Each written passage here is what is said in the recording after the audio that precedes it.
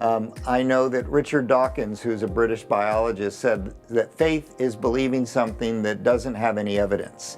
Well, that's not what Christian faith is. Christian faith is always based on evidence, just like science. We come to conclusions about how the universe works and what it's made of by investigating it and looking where the evidence points and where the data points. Christianity is based on the same thing. It's based on evidence of who Jesus was and what he did.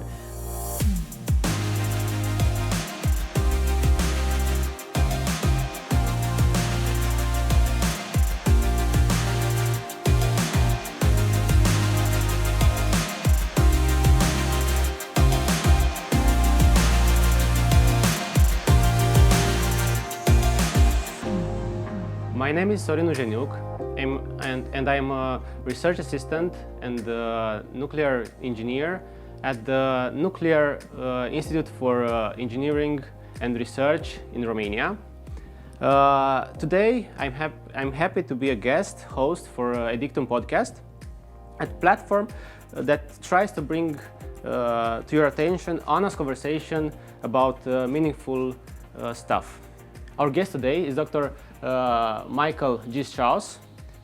He's a researcher at CERN and also a professor at the Oklahoma University. I will ask you, Dr. Strauss, to present yourself a little bit, your work, and what are you doing in research field. And thank you again for accepting our invitation to doing this interview. Right. Well, thank you so much for having me. Yes, I am a professor at the University of Oklahoma. For Romanians who might not know where Oklahoma is, it's the state in the U.S. just north of Texas, so kind of in the middle of the U.S. And I'm an experimental particle physicist, so I study the fundamental structure of the universe, the particles that make up the universe at the most basic level, and then the forces that hold those particles together. In the past, I did my research at Stanford and then at Fermilab, which is near Chicago. And for the last, 13 years or so, I've done research at CERN, as you know, on the border of Geneva and or on the border of Switzerland and France and Geneva. It's the world's best laboratory now for doing particle physics and for understanding the basic structure of the universe. Okay. Oftentimes, scientists and more often even journalists say that the idea of faith is inferior to science and put them in antagonistic position. You being a scientist and also being a Christian are in more measure to speak about this than some scientists. And your work at CERN and also at the Fermilab and as a professor gives you authority to speak about these problems. In your opinion, it's possible for a scientist to be also a Christian? Yeah, so as you said, I am a Christian, and there's a misunderstanding sometimes about what Christian faith is. I know that Richard Dawkins, who's a British biologist, said that faith is believing something that doesn't have any evidence. Well, that's not what Christian faith is. Christian faith is always based on evidence, just like science. We come to conclusions about how the universe works and what it's made of by investigating it and looking where the evidence points and where the data points. Christianity is based on the same thing. It's based on evidence of who Jesus was and what he did. I always make a joke that the patron saint of scientists is Thomas, one of Jesus' disciples, who wanted evidence that Jesus rose from the dead and didn't believe that that event occurred until he saw evidence. So I see science and Christian faith as following the evidence to what it actually shows is true. Yes, usually when they speak of faith, they speak of a leap of faith, right? Not of evidence-based faith. Yeah, and that isn't what Christian faith is. It's not a leap of blind faith. I will say that if you believe something without evidence, that's not faith. I think that's stupidity, right? You should not believe something that doesn't have any evidence. If somebody tells you that if you give them $1,000,000, they can give you a plot of land and you haven't seen the land, you probably shouldn't give them $1,000,000. It's not faith to do something that doesn't have any evidence. Yes, and usually scientists that put faith and science in opposition, usually they make a small mistake of talking about philosophy of science and not about science itself. Yeah, that's a very good point. What is science is a good question, right? And if I limit science to only naturalistic causes and naturalistic explanations, then that's a fine definition of science, but it's a philosophical statement. And it philosophically eliminates anything beyond the natural world. So it might not be a way to find truth. If there is something outside of the natural world, if there is a spiritual realm, then limiting science to the natural world can't say anything about that spiritual realm. I like to define science as observing the natural world and studying the natural world in order to find truth. And if the natural world points to a God, then maybe that is a good understanding of what the truth actually is. Basically following the evidence wherever they lead. Yeah, even if that it seems at first improbable. There's a famous saying by Sherlock Holmes, the fictional detective, that when you've eliminated all the possibilities, what first seems improbable becomes the right answer. I mean, I'm paraphrasing him. Yeah. And if you're okay with this, touching a more personal note, are there times when your faith was or is challenged by the discoveries in science? Sure. Any personal belief better be challenged at times, or it's not very well thought through. I would say most of the challenges of my beliefs are not intellectual, but emotional. God doesn't always do things in the world or in my life the way I think he should. I have had intellectual challenges, and we can talk about those, but if the message of Christianity is true, if the worldview is true, then it should be able to stand up to challenges. So when I have challenges, my inclination is, well, let's go study this more. Let's go find out the truth, and if the truth points to the God as described in the Bible, then my faith is strengthened, and if the truth points away, then why should I follow that? I want to follow truth. And so far in my life, whenever I've done that further investigation, I've actually found that the facts, the objective evidence, tends to support the things that the Bible tells me about God and the things that I've learned about God through personal experience. Okay, so a complete worldview should respond not only to the intellect, but it should respond to emotion and also praxis.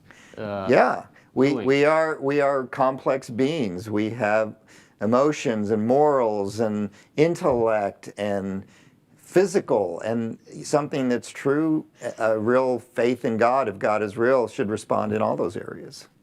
Yeah, and sometimes people and scientists want not just strong evidence, want definite answers about some stuff or other, or one answer or other. But I think it's important to stress that the scientific method is based on models and approximation. Yeah, and there's nothing that we can prove in science. We can only disprove. We think that energy is always conserved. We've never found a violation of conservation of energy. But if we find just one, then energy isn't always conserved. So it's basically a fact that science cannot prove anything beyond a shadow of a doubt. So what we do is we look at the facts, we look at the evidence, we look at the data, and we say, what's the most likely explanation? And a good explanation makes further hypotheses that we can then go check. And this is how I approach both my science, but also what I believe is true about the spiritual realm. Yeah, and it's a little bit of double measure to ask for faith to be exact and on point, and don't have the same approach to science. Well, in reality, we don't have ultimate incontrovertible proof about anything, right? We might live in a matrix and we're all just a computer simulation. We don't have proof of anything, but we live our lives based on the best explanation for the things we can observe and see. And that's what eventually leads me to the Christian faith. Yeah, because we need models to function properly in the world. Yeah. If we don't have approximations and a little bit of faith, we can't function. We can't interact with each other or with the. Well, we as scientists even have a foundational faith that the universe is understandable. Exactly. Yeah. Exactly. You said earlier about the conservation of energy, and also the thing that the physical laws are the same throughout the universe. Yeah. That's an assumption, but an assumption based on the experiments we've made. Yeah, we can look at distant galaxies and stars and see their spectrum, and for instance, and see that their nuclear physics is the same as ours. So it is a assumption, but it's an assumption that can be tested. Exactly. And I think all assumptions should be able to stand up to the testing we can do about them.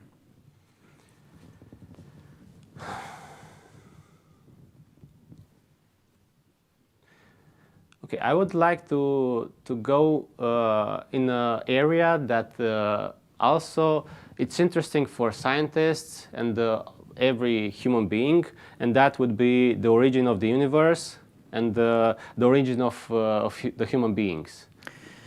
Yeah, so I think science has developed and understood a lot about the origin of the universe. 100 years ago, most scientists thought the universe was eternal. It had always existed, and it was probably infinite in size. Over the last 100 years, we've had overwhelming evidence that the universe that we see was once extremely small, extremely dense, and has been expanding since then. We call that moment the Big Bang.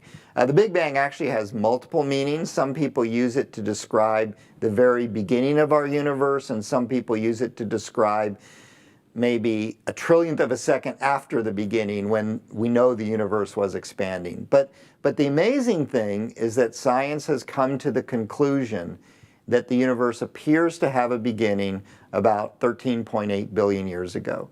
And this is exactly what those who believe that the Bible is God's message to humans knew. The first sentence in the Bible says, "In the beginning, God created the heavens and the earth." In other words, there was a point in time when this came into existence. The heavens and the earth is a Hebrew idiom for the universe. And so there was a prediction in the Bible that the universe had a beginning, and that is exactly what we have found out. So I believe that the stuff science has learned about the origin of the universe completely agrees with the Bible says about the origin of the universe. It's quite remarkable. If I find truth, then it should agree no matter where I find the truth. But I've seen that in the recent years, I mean, with Stephen Hawking, some of the scientists try to make up a new explanation for the beginning of the universe. Well, to be honest, we don't know what happened in the first trillionth of a second of the universe. Yeah, the physics doesn't work there. Well, we don't know that the physics works there. Einstein's theory of general relativity, which describes gravity and the universe at a big scale, breaks down at very small scales of what we call the quantum world or quantum physics. So what we don't know is what happened at the moment the universe came into existence, or even a trillionth of a second after that. And so, yeah, we can speculate whatever we want happened then. But what we do know looks a lot like the universe had a beginning, and that therefore whatever caused the universe is not part of the universe, which is a great explanation of God, a being that exists outside the universe and has the power of creating this universe. So what I would say is that everything we know about God and everything we know about the origin of the universe agree. There are things we don't know about the origin of the universe, and you can speculate, well, if we learned those, they would remove this idea of God. But it's pure speculation, and it's certainly not science. Yes. And going to the second question, that of origin of man. For the first question, the origin of the universe, Big Bang could be a strong proposition for an explanation. Right. For the origin of man, now scientists have developed a theory in the last 200 years called evolution theory. Right. Is that a valid explanation? So I can speak to that as a scientist, I can speak to as a Christian, and for some Christians, those answers would be different. For some scientists, those answers would be different. I think it's really important to understand that the Bible isn't definitive on how God created humans. It makes certain statements, and I think those statements need to be taken seriously. But different Christians interpret those statements in different ways. There are Christians who believe that God used evolution as a process to create humans. There are Christians, and they believe it's compatible with what the Bible says, and there are Christians who don't believe that. What I will say is, to me, the more important question is, do humans give characteristics of being different than all the other animals?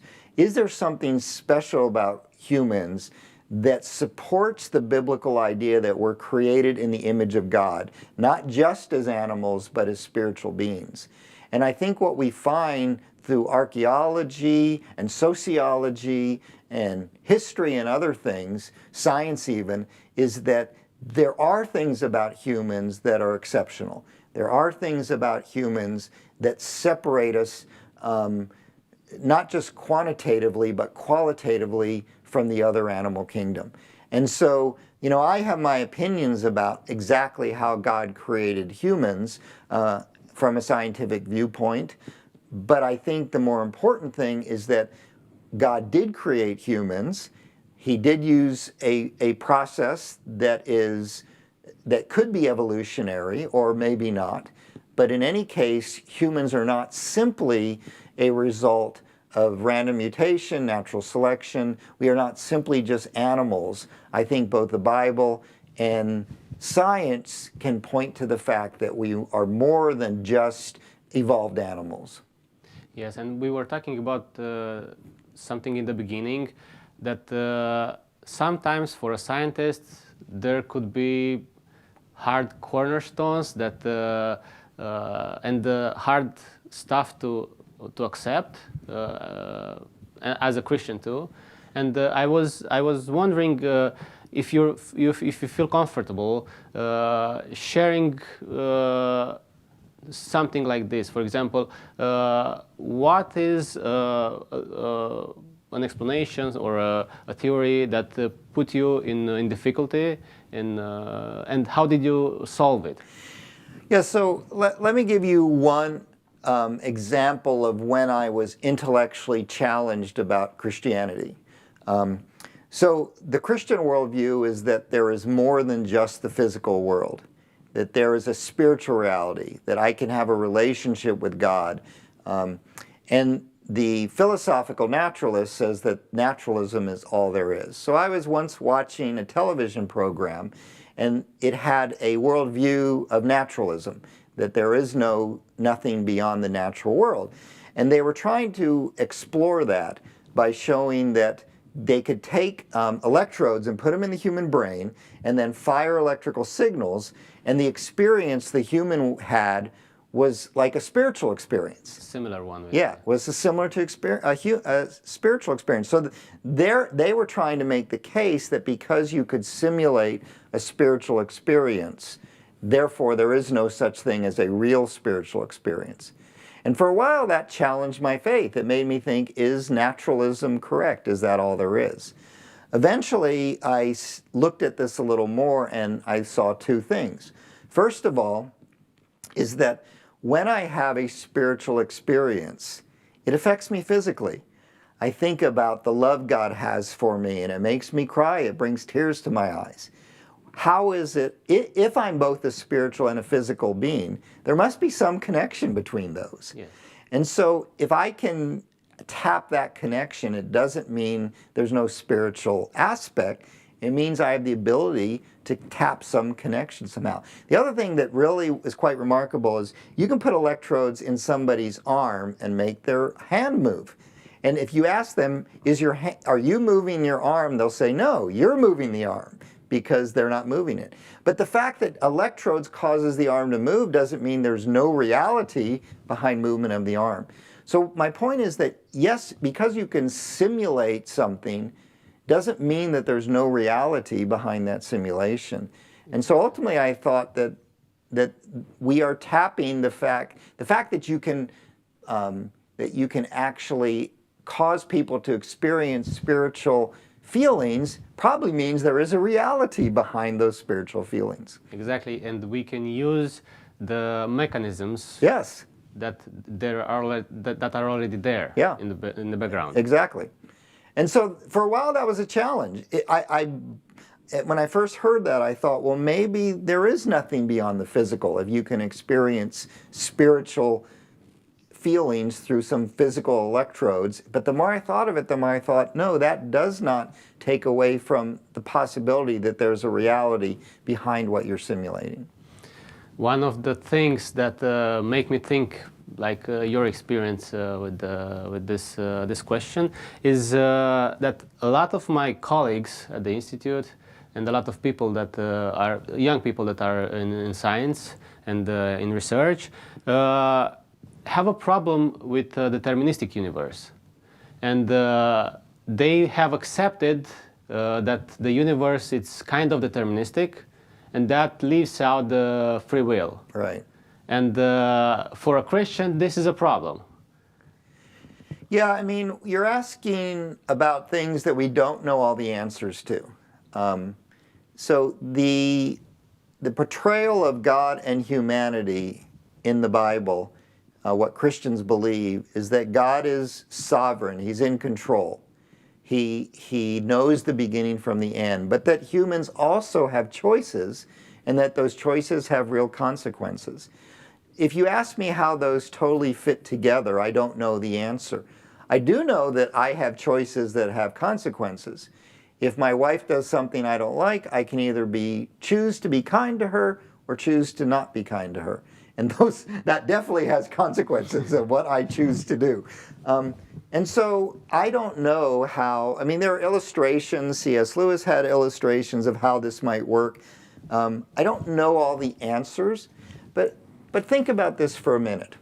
Suppose there is a God who is so big and powerful that he exists outside of our universe and he created our universe.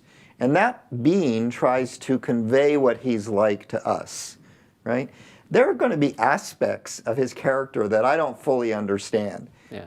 And so if Christianity was a made-up religion invented by humans, then we would make a God we fully understand. If it's a real God trying to explain himself to us as humans, then there should be aspects of his character I don't fully understand. And this question of how God can be in control, which seems like a deterministic universe, but yet humans have choice, which has consequences, which seems like an indeterminate universe, I don't totally know how those fit together. I do know that quantum mechanics is kind of like that. We're not sure if quantum mechanics, which describes the world at the subatomic level, is deterministic or not, and different people have different opinions about that. Yeah, even the scientists don't agree. Even the scientists don't agree on whether things are truly deterministic or not. Yeah, because for example, the Planck constant, it's something that's clear and it's straightforward, but when you go into for example, the definition of the strong nuclear force. That was a point for me. When I came into the research area, I thought the strong nuclear force or the other forces in the universe are known to man, and you have an equation that we know, we use, and that's it. But when I came to the Institute of Nuclear Physics and started understanding a little bit more about this stuff, I see that there are a lot of approximations. We don't know exactly how it looks. We just take a little bit here, a little bit there. in order to make it work and make valid predictions? Well, you always make approximations when you, I've actually spent 30 years of my career studying the strong force of nature. I did that primarily when I was at Fermilab and at Stanford, and the strong force is such an intricate and complicated force. The way it works is that when we want to try to make predictions about it, we always have to make approximations. And so, this is what science is. But how good does the approximation have to be? Depends on how precise your measurement is. Yeah. If I can make my measurement to 2 decimal places, then I want an approximation that's good to that. But yeah, the strong force is one of those things that is so complex that we don't fully understand it. And I think from a lay people point of view, science looks very, very strict and very precise, which it is. It is, yes. But at some point, the reality is even more complex than our models. Well, and not only that, but the question when we do science is how well do we have to know something to compare experiment to theoretical predictions or to do what we want to do. When we sent humans to the moon, we didn't have to use Einstein's theory of general relativity to describe gravity. We could use Newton's theory, and they're different. Yeah. But if I wanted to use GPS on my phone, I have to use Einstein's theory of relativity because GPS is more precise than what it took us to go to the moon. Yeah, exactly. Yeah. So another thing that I would like to touch is the basic fundamentals of physics, basic concepts. For example, energy. Scientists don't have actually a good explanation of what energy is, but we use it. And making a parallel to the Christian world, sometimes or most of the times, we don't know exactly how God is. But we can have an interaction with Him, and we can have a relationship with Him, even though we don't have a complete knowledge of how He is. Yeah, that's a good analogy. Again, ultimately, Christianity is about a relationship with Jesus. And you could take what you said and expand it to any relationship. I have a great relationship with my wife, but I don't understand everything about her. I never will, and that doesn't hinder the fact that we can have a relationship. It's true in nature that we can understand and use things without a complete knowledge, but it's even more true in relationships, right? Yeah. We have relationships with our good friends and with our family that we don't fully know them completely, but that doesn't hinder our capability to have a dynamic, loving relationship. And I think Christians don't have to be intimidated by the thing that we don't know everything about God, about Scripture, right. Or about the universe. Right. In fact, that's what makes it fun. Yeah. If I knew everything about the universe, I wouldn't have a job. If I knew everything about God, He wouldn't be God. Because if I can describe Him completely, as I said, then He's clearly man-made. Yeah, exactly. There are some more technical questions that I would like to ask, and just 1 second.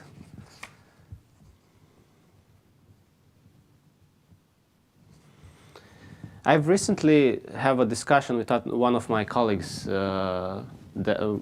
also fellow researcher, and we were discussing about entropy, and he brought up the idea that humans and life in general are just machines of dissipating energy, and that's why life had to come to existence as a conservation principle. What do you think about this approach? Well, again, I don't believe that the evidence shows that humans are just energy, just animals. I think the fact that we wrestle with what's right and wrong, animals don't wrestle with morality. They act on instinct. The fact that we can think abstract thoughts, I don't think there's any indication that animals can think abstract thoughts. So your colleague's presupposition is that humans are just atoms. The atoms I'm made of don't have any morality. So how do you put a bunch of atoms together and get a sense of right and wrong?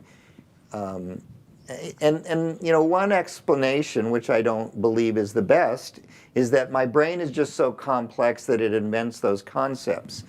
But every human society has a general sense of what's right and wrong that is pretty much uniform across human societies. And so I'm not sure that his explanation really explains the facts that we know of. There's another thing about entropy I want to bring up. So entropy, for those who aren't scientifically, technically minded, is in some sense a measure of disorder. Yes. The bit higher the entropy, the more disordered things are. So, you know, when you clean your house, everything is in the right place, and over time, everything gets out of place. So that's entropy increasing, right? But at the beginning of the universe, it was highly ordered. The entropy was really, really small. The Big Bang, the beginning of the universe, is not a disordered explosion. In fact, Roger Penrose, a scientist, calculated that the probability of getting the entropy as low as it was at the Big Bang, the order, that it's not a random explosion, but a ordered creation event, that the probability is 1 part in 10 to the 10th to the 123rd power. In other words, entropy actually points to a designer, because what entropy says is that the beginning of the universe was highly ordered, as if it was the perfectly set up room with everything in exactly the right place. And if it wasn't for that, we wouldn't be here. So I would argue that entropy doesn't point away from to us as just being animals, away from a creator, but when you take entropy all the way back to the beginning, it points to some designer who set everything in exactly the right place so that we could exist.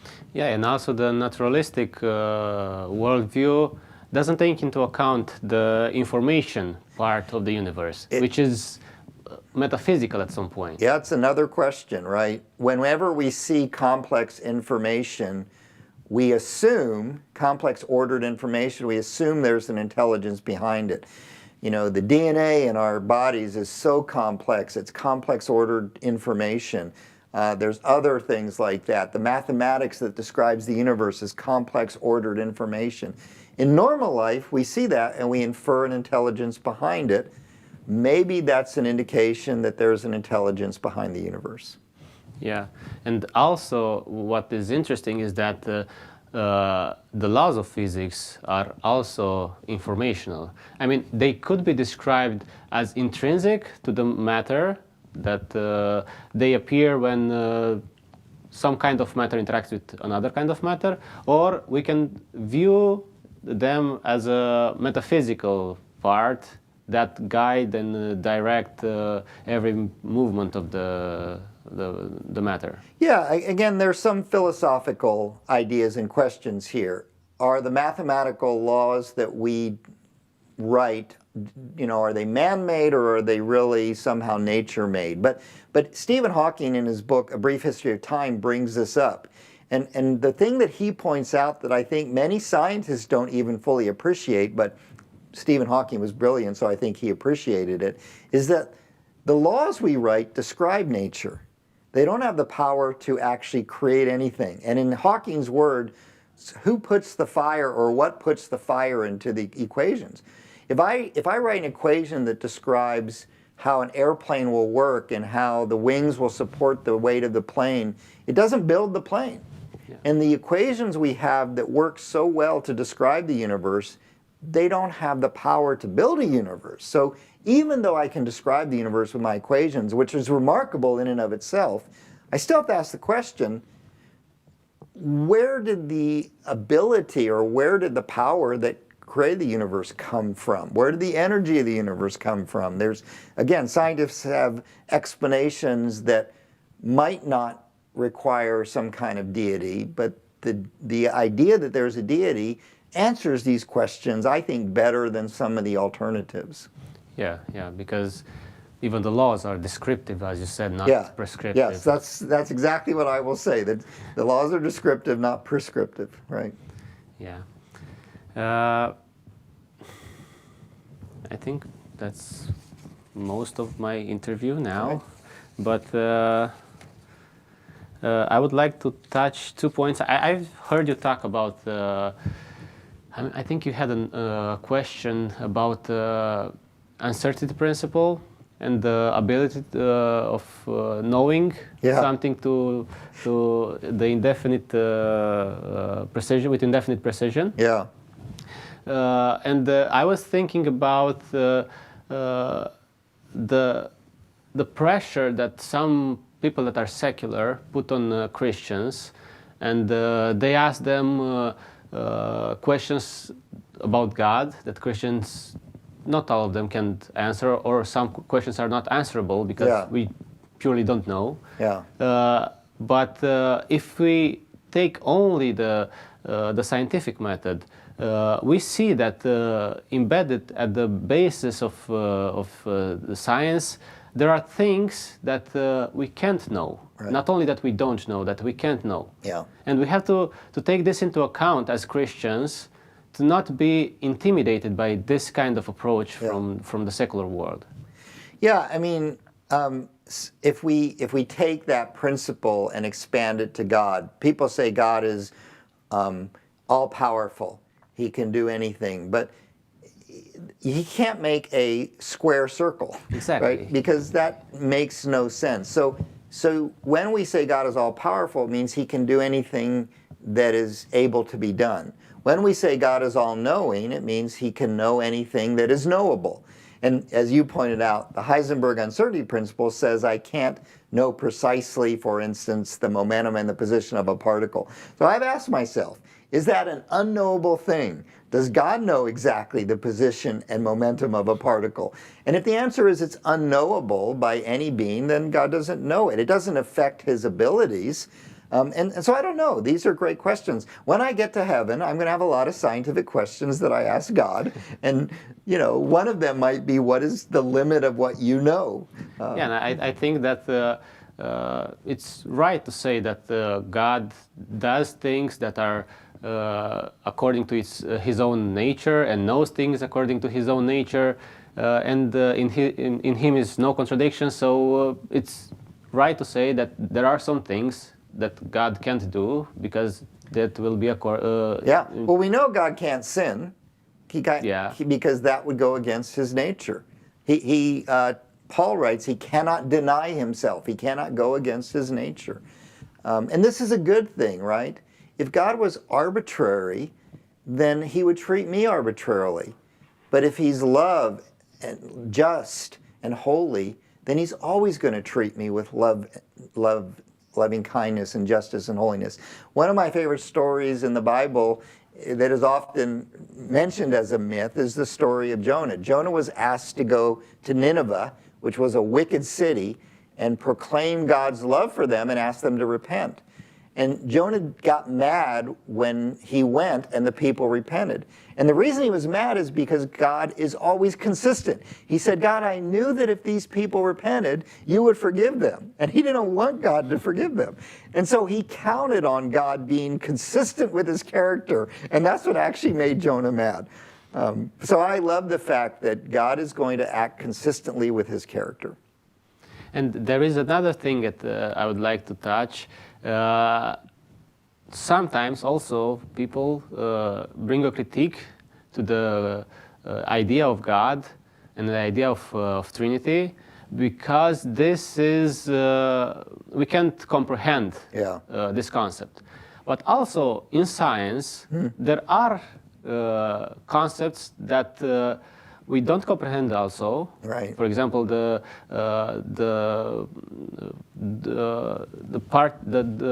particle wave formation of light, and we accept it and we use it, and we use it as it is. Yeah. Well, this is the example I often give of God. We certainly can't comprehend everything, but I talk about the wave-particle duality. It's not just of light, it's of any subatomic particle.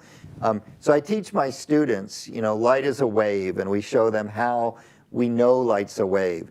Then I teach them light is a particle, and I show them how we know light's a particle, and I ask them, so is light a wave or a particle?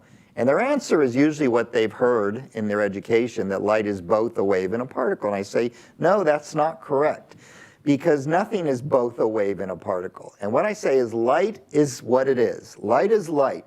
Sometimes it acts like a wave, sometimes it acts like a particle. How it acts, I can actually influence because I can set up the experiment.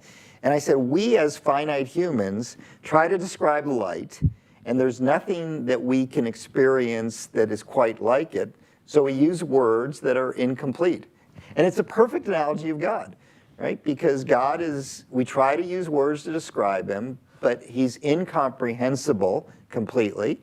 And so there are things we don't fully understand. And I think the wave-particle duality of light is a great illustration of that. Yeah, and we can accept that. So yeah. It should be easier to accept that God is also at some level unknowable. That as you mentioned, the Trinity, how can God be one, but three people or three persons or whatever? And we use language that is inexact and incomplete because God is like light. He's not like us, and we try to describe him. Yeah. Okay, I think I'm out of questions. If you want something else to add. That's great. Okay. Then thank you very much for the interview. Yeah. Do you want? Should there be any wrap-up question or something? I don't know what that would look like, right? Yeah, there should be. Yeah, and I don't know what that would be. Maybe something like what would your final words to someone who is wrestling with science and faith be, or something like that? Okay. And then. Yeah. Okay. So we've seen that the universe seems at least created, and we see evidence of God throughout the creation and also in us. What would be your final thoughts on somebody that's struggling with creation and not actually struggling with faith and science? Well, I would say that if what Christians believe is true, then God is a God of truth. You never have to be afraid to investigate the truth. So what I would say is look for further investigation. If you're struggling this, what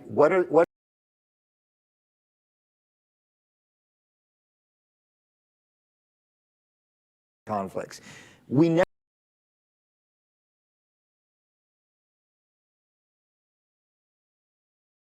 So it gives me a real freedom to take those struggles that I have, investigate them further, and ultimately bring me closer to God. Yes. I would like to ask another question that probably will be added before. Right. Something about the prevalence of Christian scientists. Right. Are there many or not? Something like this. Okay.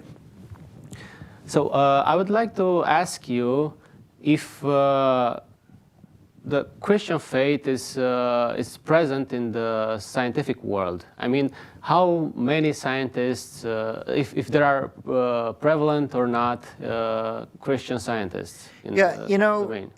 Research does show that higher levels of education tend to have lower levels of religious belief. I think that's somewhat established. But there are, people who believe in God throughout all the sciences. I run into Christian physicists all the time. I could speculate as to why there might be fewer percentage-wise, but I don't think it's necessarily because you have more education. I think it's probably because the more that you accumulate, whether it's in stuff or an intellect or whatever, maybe the less you feel like you need a God. But when tragedy strikes in life, we all realize that there are things outside of our control, and I think that sometimes drives us to God. So I don't know why there tend to be fewer Christians and religious people in science, but there are many. And historically, as we've talked about, there were many great scientists, and there still are today. I can name current scientists who are tops in their field who are Christians as well. But I think, and Christianity, the neat thing about Christianity is it's able to answer the intellectual questions we have as scientists. And I think sometimes they're just not asked. There's an assumption that Christianity is a non-intellectual belief, that I can't ask the tough questions and be a Christian. But in reality, if Christianity is true, you should be able to ask the toughest questions of it, and it should have reasonable answers. And what I found with my Christian friends who are scientists as well is they have asked the toughest questions and found that Christianity has good, reasonable answers to those difficult questions. And related to what you said, it's interesting that the scientific method and the science was born in the West, where, where the Christian faith was dominant. Yeah, there have certainly been lots of historians who have pointed out this, that there was science done in other places, but the predominant development of science and the scientific method was born in an environment where we said God is rational, God would create a rational, understandable world. The world gives evidence of an intelligent, rational creator. And in that environment, Western science was primarily developed. And given that evidence, we can say that Christians more so have the drive to question and to try to understand the universe that God created for them, and afterwards try to understand God. Because if you look at a painting, you can say something about the painter, his motivation, his style, and so us, if we look at the creation, we can say things about God, how He is and how He interacts with us. We can say these things just by looking at nature. Yeah, it's funny. I can tell you and I are both scientists because you use some of the same terminology and questions I do. I always say when you look at a piece of art, you see the soul of the artist. An artist friend of mine says that. And we as scientists look at God's piece of art.